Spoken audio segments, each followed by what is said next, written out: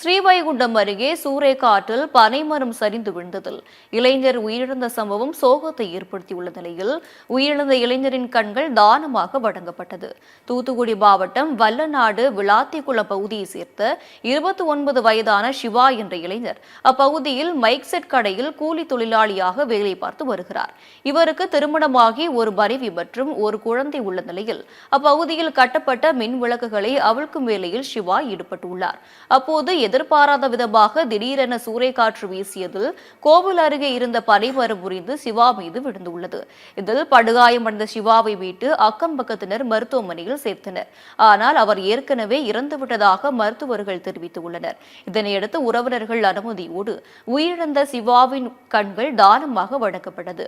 மேலும் பனைமரம் விழுந்து இளைஞர் பலியான சம்பவம் அப்பகுதியில் பெரும் பரபரப்பை ஏற்படுத்தியுள்ளது.